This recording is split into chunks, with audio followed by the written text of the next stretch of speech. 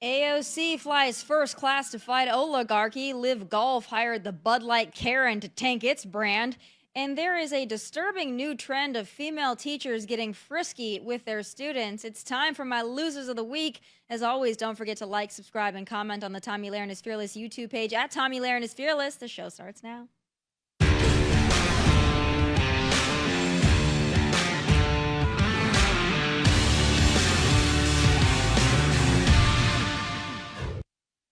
It's been a week of tariffing and untariffing, and quite frankly, we're all exhausted. So let's take a break from the market roller coaster and focus on some other losers, shall we? First up is an old favorite who has sadly been a little lost in the shuffle of insanity due to being out insaned by, well, Jasmine Crockett. But don't worry, AOC, there's still a place in our hearts and on our loser list for you and your hypocrisy. So let me set this up for y'all to see if you can follow the logic here. Okay, AOC and Bernie have been going on a weekly tour to fight oligarchy because apparently they think they're rock stars or something. But in true rock star form, AOC apparently feels the need and the entitlement to fly her fight the oligarchy, fly to the fight the oligarchy, eat the rich rallies in style. And in first class, there she is, Miss Socialism, flying on a first-class JetBlue flight from JFK to Las Vegas to fight oligarchy with Bernie in a seat that costs an estimated $1,000 or more. It's actually a double layer of hypocrisy because not only is Miss Tax the Rich flying first class, oh, so lovely, she's also flying across the country on an airplane fueled by fossils, as we say. That's not very Green New Deal of her. Well, she's a phony and a fake and not to be trusted. But moving on to my next loser this week, Live Golf. Now look, I don't give a hooty hoot about golf. PGA, Live, putt-putt, all the same to me. But what I cannot figure out is why the actual hell Live Golf would hire this woman to work in team business operations. The woman who, along with Dylan Mulvaney, tanked Bud Light. Remember this?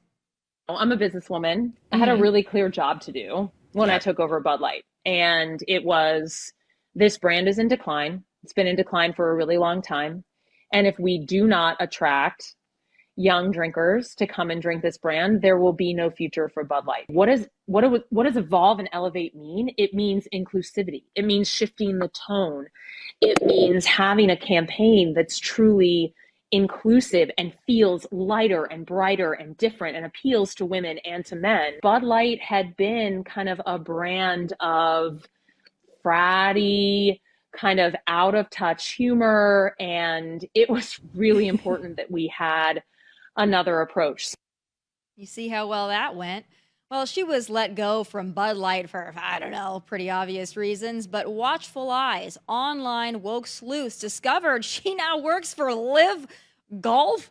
That woman helped destroy an iconic American beer brand, a brand that is yet to recover from the Mulvaney stunt and took a giant crap on fratty dudes. And then Live Golf, a brand I'd assume mostly caters to men and fratty dudes, decides, yeah, that's our girl.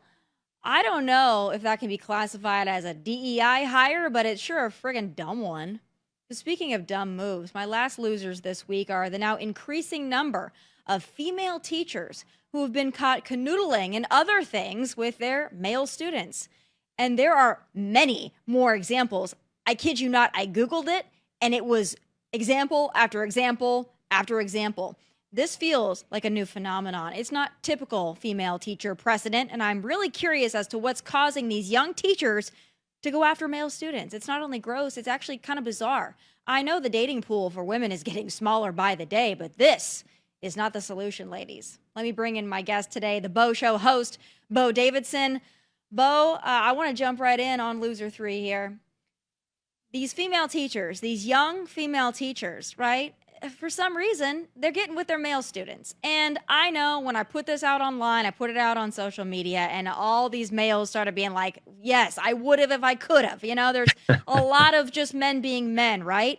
And I get that because men will be men. But what I don't get is why a grown woman, and I get that they're young women, would want to go after a student, a 14-year-old, a 15-year-old. Like, I get it. There's not a lot of options for the ladies out there right now, but this is a little weird. What do you think is sparking this?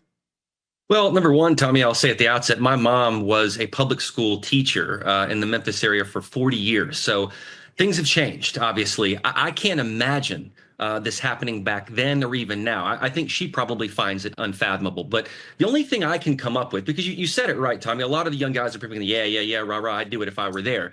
But the truth of it is it's a minor. And in certain cases, I think with this latest teacher that got arrested, she's married. So the only thing I can surmise from this is that there's a certain level of tabooness to it. And maybe that's why they do it. It's familiarity. It's also, let's be honest, it's a power dynamic. That's exactly what people like Matt Lauer, Harvey Weinstein, the whole lot of them as men did to women. And now we're seeing women do it to men, especially teachers. And the worst part about this is teachers are dealing with kids at sometimes their most vulnerable states, psychologically, educationally. And so I think it's just bad all around. But you may be right. The pool may be getting smaller, but it doesn't excuse this because you're preying on someone that's half your age, if not more.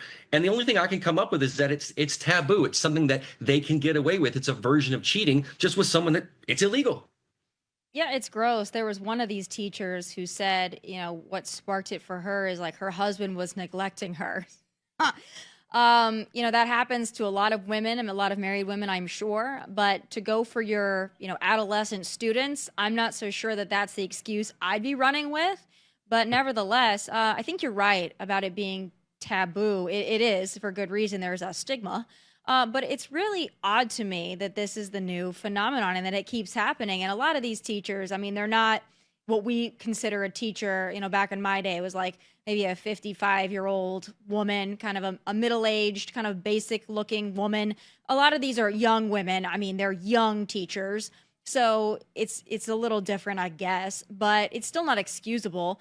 I'm wondering, because I just thought of this as you were mentioning it. Have you seen this horrible movie that I unfortunately watched last weekend titled Baby Girl with Nicole Kidman? Okay, No, don't I've watch not. it, Bo. Don't watch it. Your eyes I'll will skip it. literally burn. So I put it on my social media for those who follow me on Instagram. They well know. I actually put it on X as well. So the whole premise of this movie, which Nicole Kidman stars in, so I was like, okay, this is a Nicole Kidman movie. Like, this has got to be decent. The whole premise, though, that she's this high-powered executive and there's like an intern in the office and she not only has a relationship with him, but it's a very weird relationship. And I really won't even go into the details. At one point, she's lapping milk up off the floor. Don't watch it. Don't watch it. But it's kind of what you mentioned. It's like this power dynamic, but she didn't want to be in control in the movie. She wanted to be submissive. And so it was weird. And I feel like movies are also catering to this, like weird kinks now, and White Lotus with the incest and the weird stuff there. Like, I think that this stuff is going too far. And there's some sick people that are making these storylines here, and people are carrying it out in real life. And now it's women that are doing it. So do you think this is something that we're going to see moving forward? We could be. Unfortunately, with the late, great Val Kilmer dying, he always talked about how when he relinquished the role of Batman, he did it because he saw the anti-hero, the villain, becoming more popular than Batman. He actually saw nobility and value in the roles that he played. And unfortunately, I think that's become true. The villain, the deviance is what's being celebrated. There is a series on Netflix right now I do recommend in 4 parts. It's called Adolescence.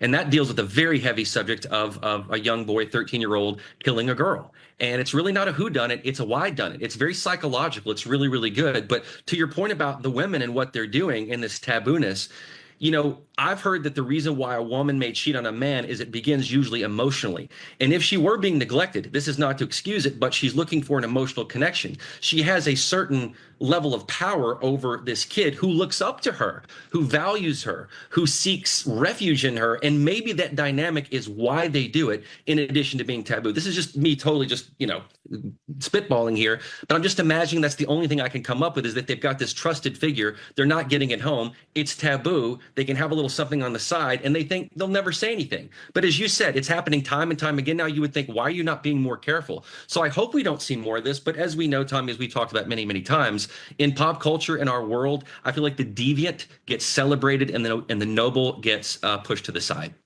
Yeah, you're exactly right about that. Well, let's actually stay on that same topic and move to Jasmine Crockett. Speaking of celebrating deviance. So she never ceases to amaze me, really. The stuff that she says, she gets away with it. So I guess that's why she continues. But she put out a post yesterday on X, and she called President Trump a mofo. All right, everybody knows what a mofo is. I'm not allowed to say it, but everyone knows what it is.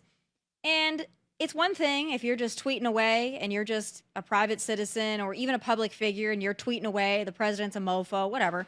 But when you're a member of Congress and this is your typical vernacular, calling the president of the United States a mofo, I'm just wondering, how low do you think she can go? She's already made fun of a governor in a wheelchair. How low can she go before people are like, okay, that's too low?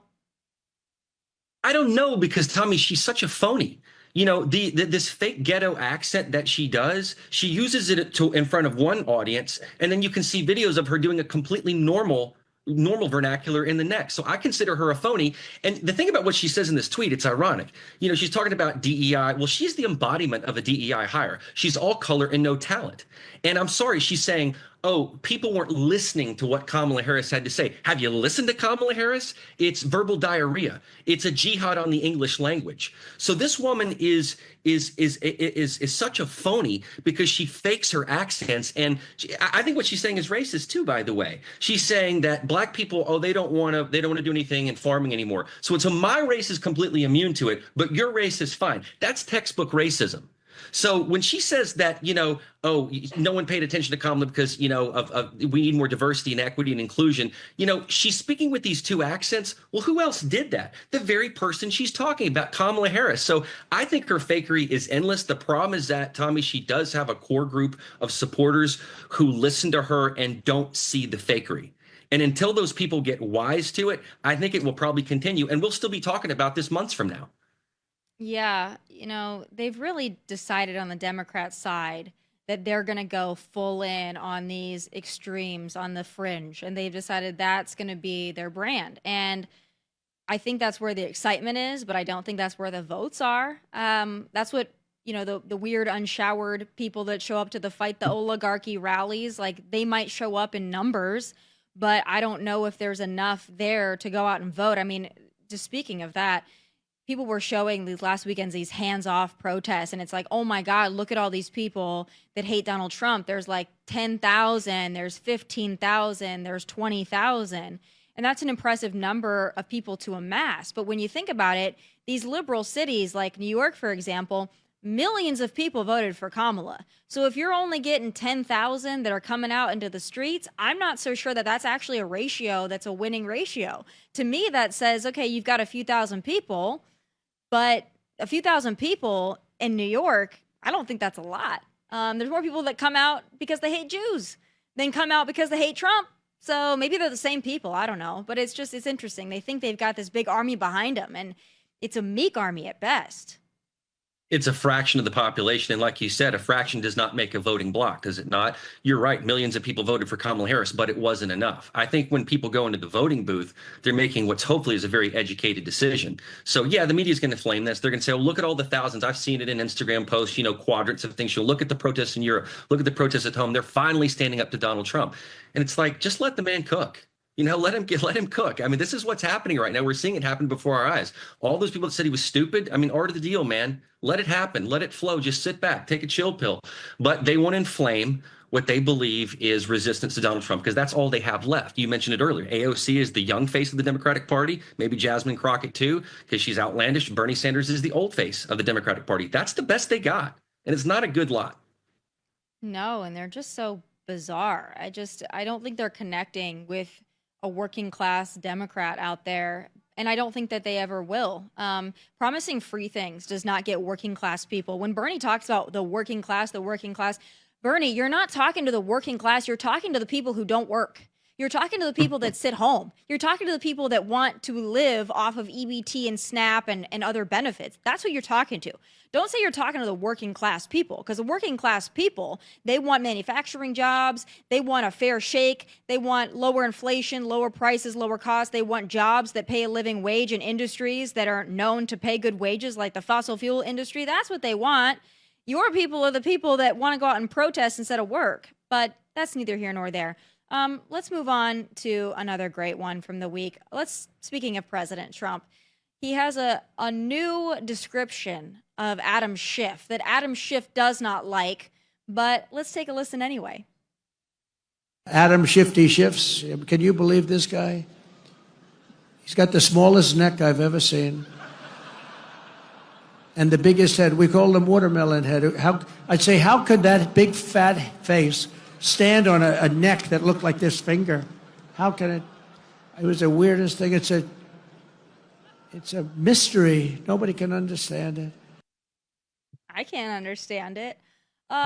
Again, I feel like, and it's not just because I'm a Trump supporter, but I feel like when President Trump makes these jokes and he says these things, to me, it's like pure comedy. And I know that there are folks that be like, oh, you get mad at Jasmine Crockett for saying Hot Wheels, but you don't get mad at President Trump for saying watermelon head. And I understand. The irony in that. And I don't like to be somebody who has selective outrage.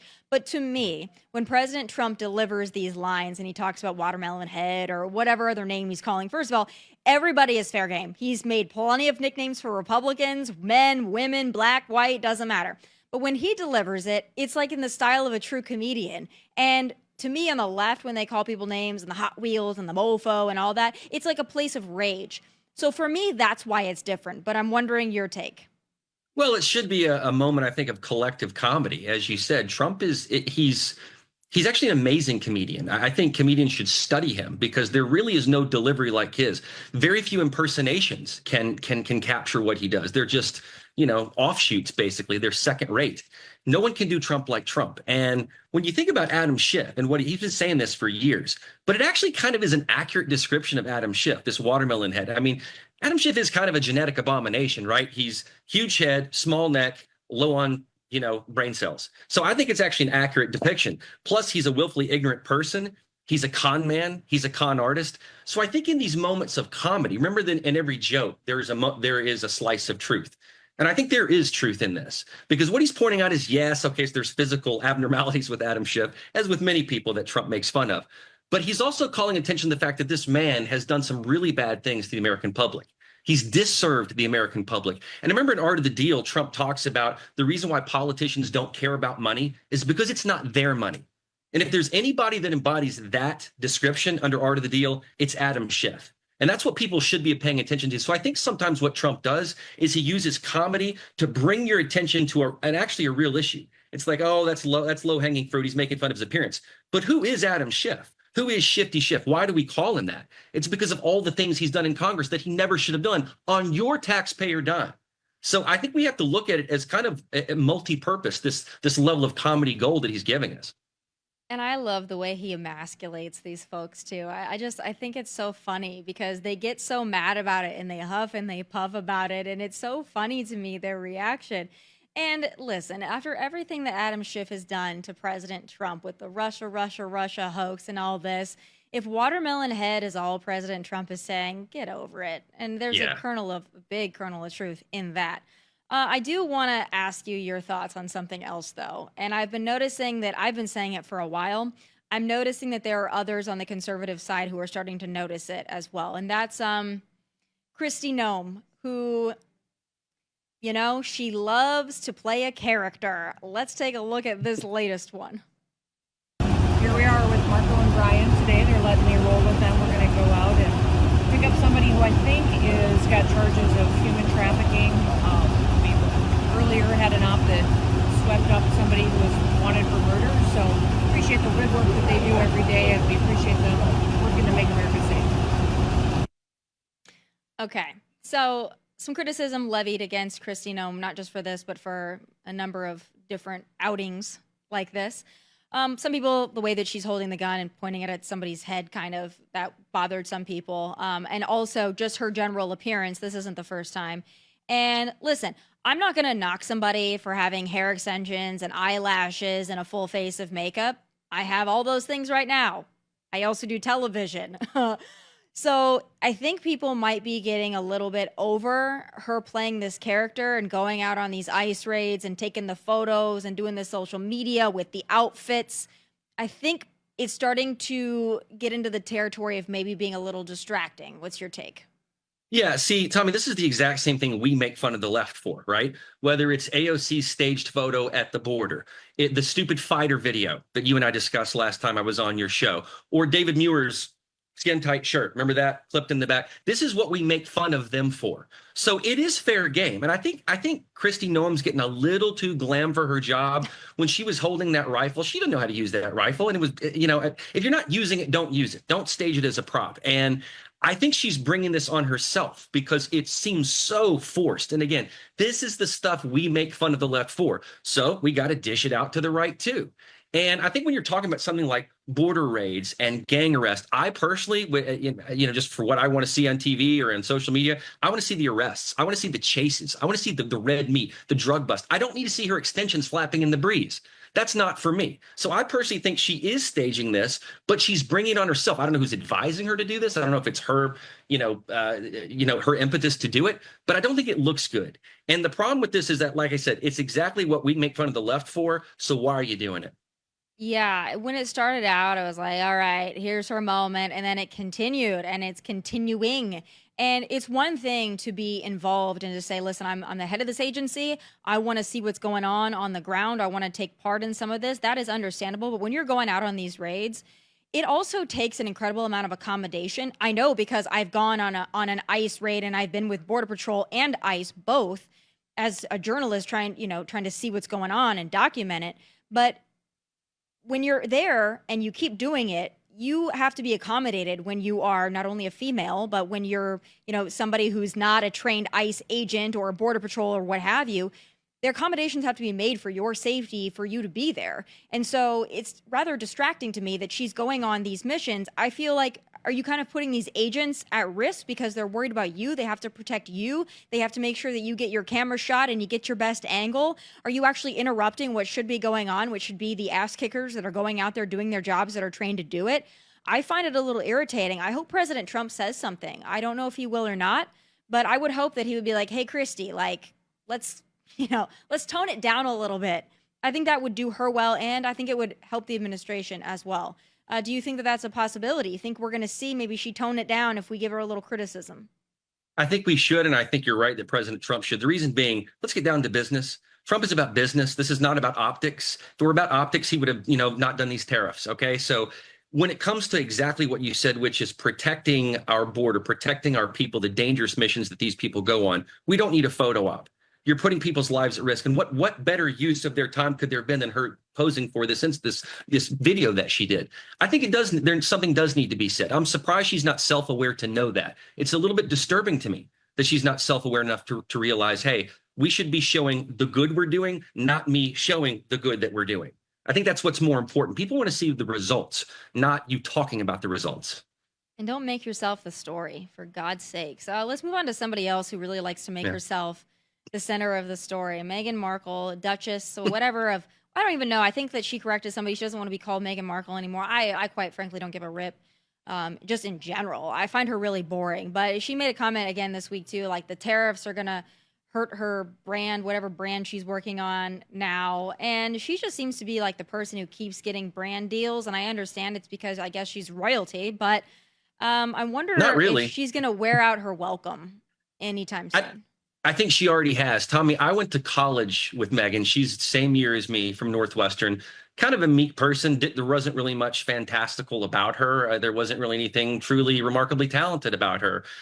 She wanted to become an actress. Great. She did. She went over and wanted to play a princess. She played one. Now she's not anymore. So she ran off to L.A., the place where no paparazzi would be, where she could have true privacy, L.A., right? And now she wants to be a Sussex. She wants that title, changed her name, but now she wants to be a domestic goddess, whatever the hell that is. I guess she wants to be Martha Stewart. The problem is that Martha Stewart is loved. Martha Stewart put in the hours. She hasn't. And this Lux line she has of honey and flower sprinkles that she has, she says it's sourced from U.S. goods. So she's, the tariffs are not going to affect her. But she says people will want to use these items because they're comfort items. Because in times of tremendous economic stress, nothing could help you more than a flower sprinkle and some honey by Meghan Markle. Love, Meghan. It's the height of hypocrisy. It's the height of tone deafness. It just can't get any worse. And I just wish these brands, whether it's Spotify, Netflix, would stop already. Stop supporting this woman's delusion. It's over. Nobody likes her. Nobody wants her. So stop talking about her. And she's not even a good villain because I think she's too boring to be a good villain. Like, people like to watch villains. and they're intrigued by it, but I don't even think she's a villain. I think she's just overstayed her welcome in the public sphere. And she's grasping at straws at this point, quite literally. And I hope that we're soon done talking about her. I think that time will come. Here's somebody else who loves himself, and I think this is an interesting choice. There's going to be a LeBron Barbie. All right, he's Ken enough. I think this is an interesting choice. Do you think this is going to sell like hotcakes? I don't know. I don't think so, because I think it's not a great start to their male series. I mean, for those of you that watch basketball, I don't know if this doll flops or not when it's fouled, but that's something that he does. There might be some baby oil that comes with it, because if you'll recall, there was the video where he said there ain't no party like a Diddy party. Maybe it comes with its own X account so he can speak, political BS, basically. It should come with that too. I just think, honestly, Tomi, there's so many better choices for, again, we're talking about dolls here, presumably for males, Patrick Mahomes, Aaron Judge, Steph Curry, Novak Djokovic, Leo Messi. These are people that people actually look up to, who are great at their game, but also don't necessarily have that mouth. Now, some of them do. I know Curry has been a little bit that way, but I just think there's much better choices. So I think to kick off your male line, this is not a good look. Why do we have a male line worst of of all, Barbies? Tomi, Why is China. do we have a male line of Barbies? I don't understand what the purpose is. There are action figures for, the action figures have existed since, I don't know, they started making dolls. They've had action figures that little boys play with or whatever, and I don't take any issue with that. There's also, sports figures, action figures, figurines, bobbleheads of athletes. That's totally fine. Why would there be a line of men Barbies? I just don't understand why you would do that. It just doesn't make any sense to me. Like, little girls don't want to play with LeBron Barbie, and I don't know why little boys want to play with a LeBron Barbie. It just doesn't make sense. Like, who's in charge of the marketing here? Is it that lady from Bud Light? Yeah, it may be Bud Light lady going to live golf. Exactly, maybe the same type of mentality that we need they thems, and we need male figurines for boys. I think it's ridiculous. But the height of the irony of this is LeBron's got big merch deals in China. And Mattel makes these dolls in China. So good luck with that 134% tariff, guys. I don't think this thing's going to sell well at all. But we don't need them. But the same mentality, like you said, that went behind Bud Light and this woman somehow joining Live Golf must have gone into the approach with Mattel, too. Yeah, nobody asked for a LeBron Barbie. I really don't think anybody asked for that. Here's something else that I think is a little tricky. All right, there's been a lot of information this week, scientific, about these wolves making a comeback. Okay. I love when we can take care of animals, and if we can revive an extinct species, I think they're obviously adorable. Like, who doesn't think that's adorable? But I'm wondering if you think this is going to spin out of control, because I have my concerns. I do too. I think this is scientists playing God. It's genetic engineering, and this company Colossal, they think that they're reversing human damage. But have you seen Jurassic Park? Do you not realize that the road to hell is paved with good intentions? What are we going to reintroduce apex predators? What will that do to the ecosystem? They've tried to protect some species that end up wiping out another species. So I don't actually think that's a good thing at all. As much as, like you said, I love animals too, but is this the best use of their time and their research and their money? I think they should be spending their time looking at Jasmine Crockett's DNA and figuring out what the hell went wrong. I think that's a much better use of their time and talent. But in truth, in seriousness, I actually think that the signature of God could be found in DNA, Tomi, if they would permit it. I think if creationists and deists were permitted to be in science and could be funded, which they're not, because usually you have to be an atheist to be in this field, we might be able to find the signature of God in DNA, but they won't allow it. And again, I think that's a very viable and noble effort for scientists, but they just simply don't allow it. What they're doing here, I believe, is playing God, and probably not in a good way. Okay, what do you mean by the signature of God? That's the first time I've heard that. What is that? So not necessarily that there's a God gene per se, but that if we look at the structure, if you look at, for instance, water molecules looked under microscopes, it's all geometrically perfect, especially when music is played through them. It's scientifically been studied for a while. And there are some out there that believe, including some creationists who are scientists, that if we explore this further and look at the genetic code, that we could actually find a signature, like a print, if you will, of what God is doing. And again, I'm not talking about a God gene, but simply a signature or a pattern, because the universe has order to it. And if you believe that God created the heavens and the earth, there is order. There's order in this chaos. But it's never permitted in scientific study, because in order truly to be a scientist and get funded, you have to basically be an atheist. You cannot believe there is a God or that God created the heavens and the earth. And I believe that is a noble use of funds to at least try to just see what's there. We're just cracking the code. If you're going to bring back extinct species, hey, maybe that's a good thing, maybe it's not. But if we can find out, they're finding research and archaeological digs all the time about the Garden of Eden and where it might be. Why can't we explore our genetic makeup and find out if man breathed, or God breathed life into man and then into woman and became man and woman? There's a genetic code there. Why not study it? I just think it's a good use of our time and talent. Maybe we could just go back to men and women and just understand the biological. Maybe we could start there, Bo. Like, just listen. Here's a man, here's a woman, here's what it looks like under a microscope. Don't use this bathroom. You don't belong in that sport. I think that would be a worthwhile endeavor, and it wouldn't even take that much science. I think it was just usually on site, you can just tell. And I want to go back to that time. I think it's so funny when they're like, well, how are you going to tell if it's a man or a woman? It's like, there's been a lot of plastic surgery work that is convincing, but not that convincing. So usually it's pretty easy to spot, just like the whole day of trans visibility. I'm like, we see you. You're hard to miss. Yeah, but this wolf stuff, I think it's interesting. I think the wolves are adorable. I also come from the perspective, I understand that it's not like we're going out adopting wolves, but when we have so many unwanted animals out there, dogs and cats and shelters, I just don't know why we need to be creating more animals. I think that there's just animals here that we should take care of and love and rescue, and not wolves, but others. So that's where I'm going to leave that. I really appreciate you taking the time. The last thing I do want to ask you is, the last time I had you on, we talked about Snow White. I assume you have yet to see it. I obviously have yet to see it. Would you hate watch it? Would you hate watch it just to see if it's as bad as people say it is?